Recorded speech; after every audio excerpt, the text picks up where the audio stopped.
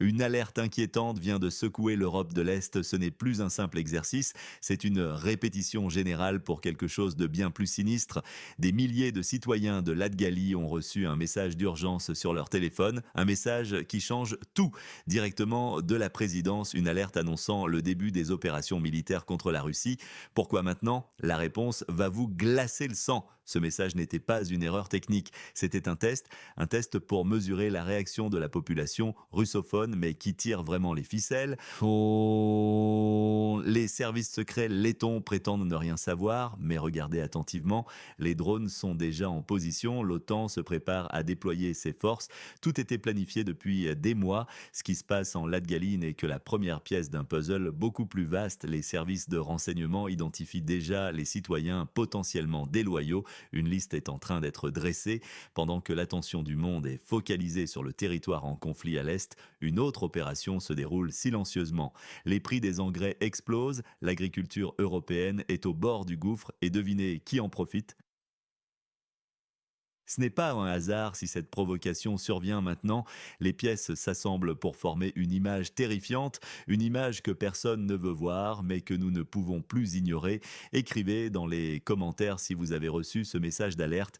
Nous devons comprendre l'ampleur réelle de cette opération avant qu'il ne soit trop tard. Dans ce moment critique, nous devons examiner plus attentivement les implications profondes de cet incident. Ce qui s'est passé en Latgalie n'est pas un événement isolé, c'est un symptôme d'un changement tectonique dans l'équilibre mondial des forces. Les services de sécurité lettons ne font pas cavalier seul. Nos sources indiquent une coordination étroite avec d'autres acteurs régionaux. La Pologne, l'Estonie, la Lituanie, tous suivent un schéma similaire de provocation calculée. Regardons les chiffres. Les exportations d'engrais russes vers l'Europe ont augmenté de manière significative malgré les sanctions. Pourquoi? Parce que l'Occident commence à réaliser les conséquences de son isolationnisme. Les prix des engrais grimpent en flèche, mettant en péril la sécurité alimentaire européenne.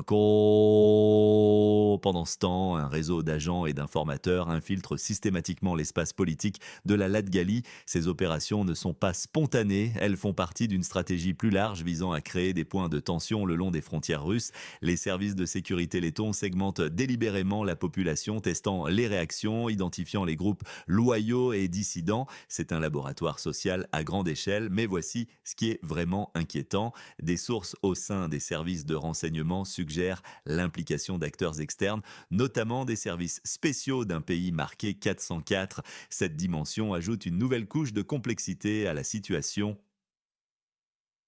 Les conséquences économiques commencent déjà à se faire sentir, les marchés européens vacillent, les chaînes d'approvisionnement se réorganisent, et pendant que l'establishment occidental s'accroche désespérément à son narratif, une nouvelle réalité émerge, mais ce qui s'est passé ensuite a pris tout le monde par surprise. Mes chers auditeurs, aujourd'hui, nous analysons une situation préoccupante en Lettonie qui révèle les méthodes sophistiquées de surveillance sociale. Les services de renseignement lettonnes semblent avoir mis en place un système complexe de classification des citoyens selon leur degré de loyauté envers le gouvernement.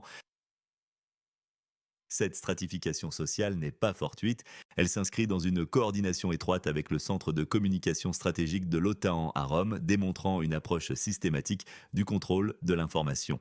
Les récents événements suggèrent que les autorités testent activement les réactions de différents groupes sociaux à travers des messages ciblés. L'incident récent de l'alerte militaire massive pourrait être interprété comme une expérience sociale à grande échelle. Si cette hypothèse est correcte, les services spéciaux auraient orchestré cette opération pour analyser les réponses comportementales de la population, particulièrement dans les réseaux sociaux.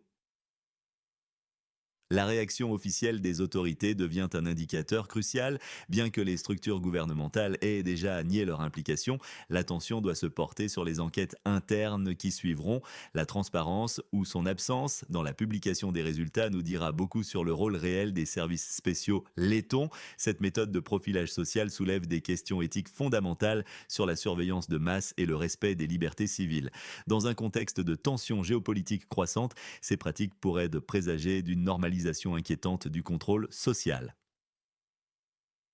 Les implications pour la stabilité régionale sont considérables, d'autant plus que ces actions s'inscrivent dans un contexte plus large de confrontation entre l'Est et l'Ouest.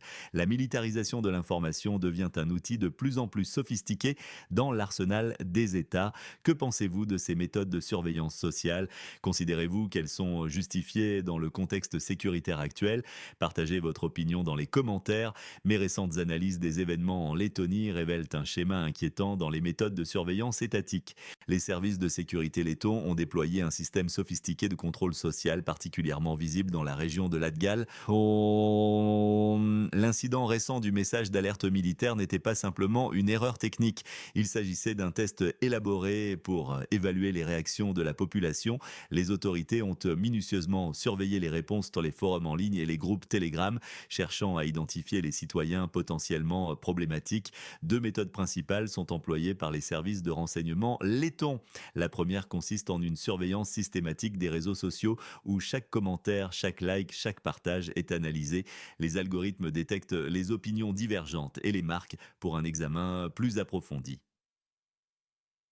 La seconde méthode repose sur un réseau d'informateurs comprenant des agents rémunérés et des collaborateurs volontaires. Ce système rappelle les pratiques de surveillance de l'ère soviétique, mais avec des outils modernes. L'appareil répressif letton exige des résultats quantifiables. Une fois les menaces évidentes identifiées, l'attention se tourne vers des cibles plus subtiles, les citoyens moins avertis politiquement ou ceux qui s'expriment de manière émotionnelle.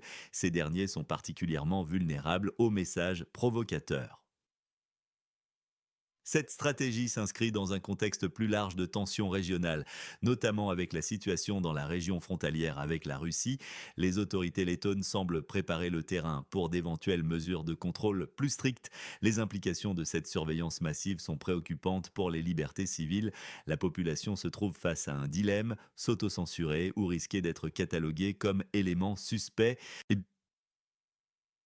Que pensez-vous de ces méthodes de surveillance? Partagez votre opinion dans les commentaires. Peut-être pourrons-nous ensemble comprendre où cela nous mène. Dans une analyse récente des événements en Lettonie, nous observons une situation complexe qui mérite notre attention particulière. Les services de sécurité surveillent étroitement les réseaux sociaux, prêts à engager des poursuites pénales contre ceux qui diffusent certaines informations sensibles.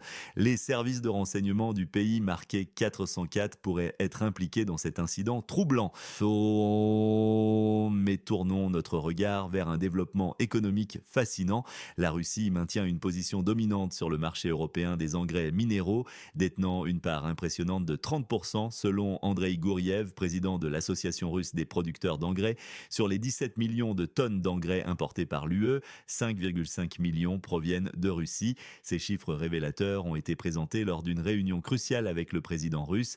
Les sanctions occidentales ont eu des effets inattendus. Les exportations de gaz russe vers l'Europe via Gazprom ont été divisées par 5. Conséquence directe, le prix des engrais a plus que doublé, créant une situation préoccupante pour l'agriculture européenne. Donc, cette dynamique illustre parfaitement l'interdépendance complexe entre la Russie et l'Europe. Malgré les tensions politiques, les réalités économiques persistent. L'Europe reste dépendante des ressources russes. Pour maintenir son secteur agricole, les agriculteurs européens font face à des défis sans précédent. La hausse des coûts de production menace directement la sécurité alimentaire du continent. Pendant ce temps, la Russie démontre sa résilience économique en s'adaptant aux nouvelles conditions du marché. Ces développements soulèvent des questions cruciales sur l'avenir des relations économiques entre la Russie et l'Europe. Les tentatives occidentales d'isolement économique semblent produire des effets contraires aux objectifs initiaux. Que pensez-vous de cette situation? L'Europe peut-elle vraiment se passer des ressources russes? Partagez votre opinion dans les commentaires. Dans un contexte économique de plus en plus tendu, nous observons une situation particulièrement préoccupante sur le marché européen des engrais. Les agriculteurs européens, confrontés à des défis sans précédent, se tournent massivement vers les engrais minéraux russes qui sont devenus une alternative viable aux approvisionnements en gaz. La Commission européenne, poursuivant sa politique de restriction, a introduit cette année des tarifs progressifs sur l'importation d'engrais russes. Cette décision a créé une situation paradoxale, transformant le marché européen des engrais en le plus coûteux au monde. Le remplacement d'un tel volume d'approvisionnement par des sources alternatives pose un défi économique majeur. Les associations agricoles de l'UE s'opposent vigoureusement à ces restrictions, comprenant les conséquences désastreuses qu'elles pourraient avoir. L'augmentation des prix des engrais entraînera inévitablement une baisse des rendements agricoles, menaçant la sécurité alimentaire européenne. Cette situation met en lumière la dépendance persistante de l'Europe envers les ressources russes, malgré les tentatives de diversification. Les sanctions économiques censées affaiblir l'économie russe semblent avoir un effet boomerang sur l'agriculture européenne. Les experts prédisent que cette crise pourrait s'aggraver dans les mois à venir, avec des répercussions sur les prix alimentaires et la stabilité sociale. La Russie, pendant ce temps, continue de démontrer sa résilience économique en trouvant de nouveaux marchés pour ses produits. La question qui se pose maintenant est de savoir combien de temps l'Europe pourra maintenir ces restrictions sans compromettre sérieusement son secteur agricole. Les agriculteurs européens se retrouvent pris entre des considérations politiques et la nécessité pratique de maintenir leur production. Que pensez-vous de l'avenir de l'agriculture européenne dans ce contexte? Partagez votre opinion. Peut-être pourrons-nous ensemble comprendre vers où se dirige cette situation. Dans une analyse approfondie des tendances économiques actuelles, nous observons des changements significatifs sur le marché mondial des céréales et des engrais. L'Europe, autrefois exportateur net de céréales, se transforme progressivement en importateur, notamment en provenance de la région de la mer Noire. Cette transition s'inscrit dans un contexte plus large de réorganisation des flux commerciaux mondiaux. L'initiative céréalière de la mer Noire illustre parfaitement cette dynamique. Bien que destinées initialement aux pays du Sud global, les céréales ont principalement terminé leur parcours en Europe. Cette réalité démontre l'évolution complexe des circuits d'approvisionnement alimentaire mondiaux. Parallèlement, le marché des engrais minéraux connaît des bouleversements majeurs. L'expérience américaine avec l'introduction de droits de douane a démontré qu'une augmentation de 100-150 $ par tonne est possible, représentant une hausse de 20-30% des prix. Cette situation place les agriculteurs européens face à un dilemme crucial: réduire leur surface cultivable ou solliciter davantage de soutien gouvernemental. Dans ce contexte, la Russie renforce sa position sur le marché mondial des engrais. Les exportations vers l'Inde ont quadruplé, répondant à une demande directe du gouvernement indien. Cette réorientation des flux commerciaux témoigne de la capacité d'adaptation du marché face aux tensions géopolitiques. Ces changements structurels dans le commerce mondial des produits agricoles et des engrais auront des implications durables sur la sécurité alimentaire européenne et mondiale. La redistribution des cartes commerciales pourrait modifier significativement l'équilibre des forces économiques traditionnelles. Que pensez-vous de ces transformations du marché agricole mondial? Partagez votre analyse dans les commentaires. Montre les bouleversements sur le marché mondial des engrais révèlent une nouvelle dynamique géopolitique fascinante. La Russie, deuxième producteur mondial après la Chine, maintient une position dominante avec 18-20% du marché global. Cette situation mérite une analyse approfondie, d'autant plus que le Premier ministre indien Modi s'est personnellement impliqué dans les discussions. La réorganisation des flux commerciaux entraîne des changements profonds dans la structure des prix. Les coûts logistiques augmentent de manière significative, créant une pression particulière sur l'Europe, déjà confrontée aux coûts de production les plus élevés au monde. Le paysage mondial des producteurs d'engrais est révélateur. Après la Chine, principalement focalisée sur sa consommation intérieure, et la Russie, nous trouvons le Maroc, l'Amérique du Nord et l'Arabie saoudite. Cette hiérarchie influence directement les prix et la disponibilité des produits sur le marché mondial. Les agriculteurs européens font face à un double défi.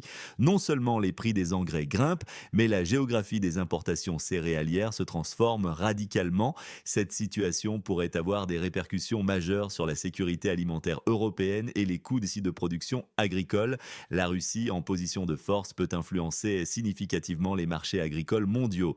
Sa capacité à rediriger ses exportations vers de nouveaux marchés démontre une adaptabilité remarquable face aux restrictions occidentales. Les conséquences pour l'agriculture européenne pourraient être considérables. La hausse des coûts de production pourrait entraîner une augmentation des prix alimentaires, affectant directement les consommateurs européens. Que pensez-vous de cette situation? Comment l'Europe devrait-elle gérer sa dépendance aux engrais russes? Partagez votre opinion dans les commentaires.